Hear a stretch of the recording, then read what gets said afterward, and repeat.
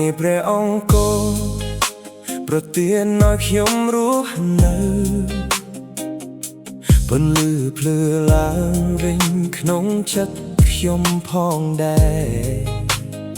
ខ្យល់ប្រប៉ះបេះដូងឲ្យខ្ញុំបានស្ដាប់សូរសំឡេងព្រះអង្គហៅខ្ញុំដើរតាមព្រះអង្គ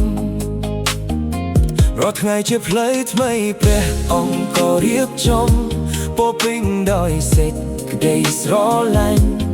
ពេលខ្ញុំលះបង់ភ្លឺខ្លួនឯងខ្ញុំឃើញព្រះគុណដែលបានរៀបចំខ្ញុំនឹងអ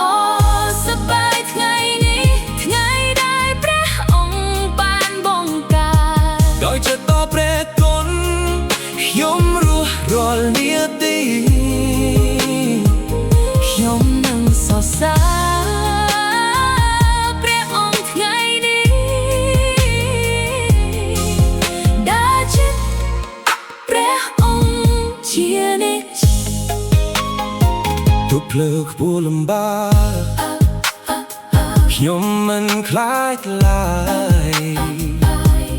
ព្រះអង្គក៏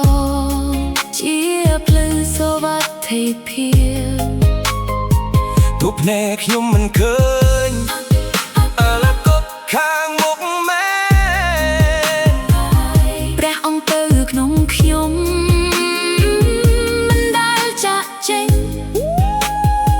គ្រប់ពេលព្រះអង្គភ្លឺបំបែកកាភ័យទៅជាស្លុបផ្សាពេលខ្ញុំស្នេ